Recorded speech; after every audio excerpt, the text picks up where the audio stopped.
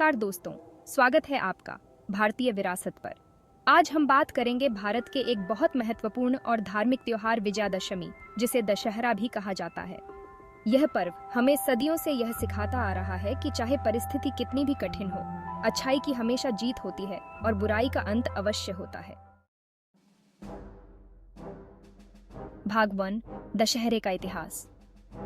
सबसे पहले बात करते हैं इस पर्व के इतिहास की।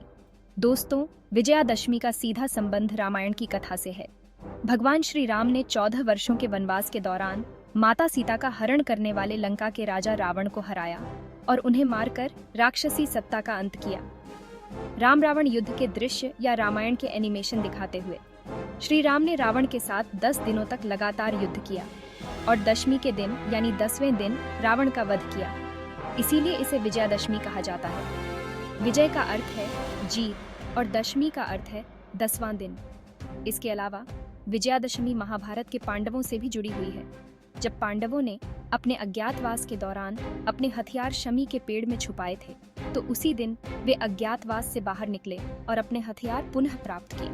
इसे भी विजयादशमी का प्रतीक माना जाता है।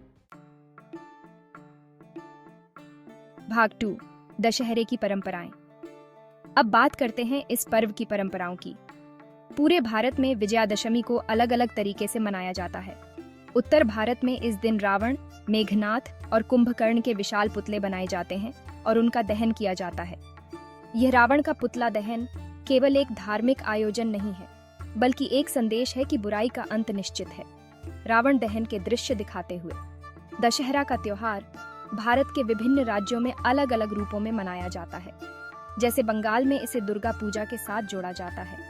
यहाँ माँ दुर्गा की प्रतिमाओं का विसर्जन होता है और यह बुराई पर अच्छाई की जीत का प्रतीक है। दुर्गा पूजा के दृश्य दिखाते हुए दक्षिण भारत में विजयादशमी का महत्व शिक्षा और कला के क्षेत्र में भी देखा जाता है।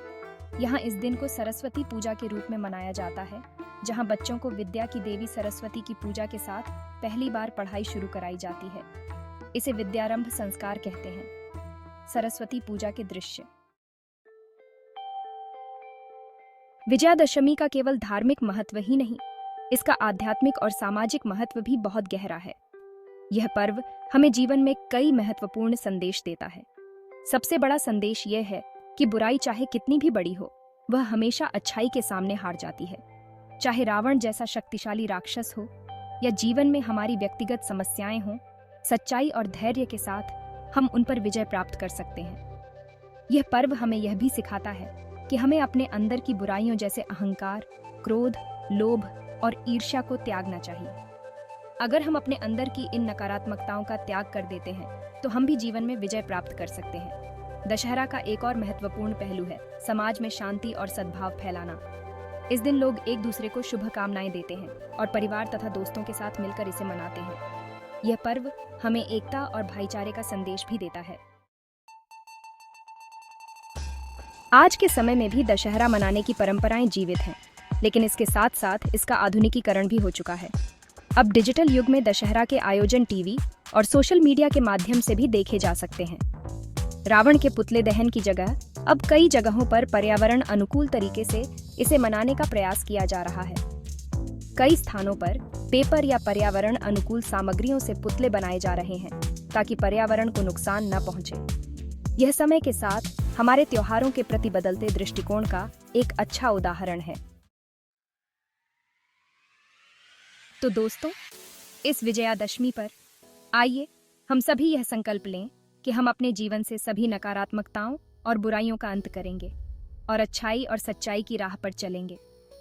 विजयादशमी केवल एक धार्मिक पर्व नहीं है, बल्कि यह हमारे जीवन में एक नई शुरुआत का प्रतीक भी है।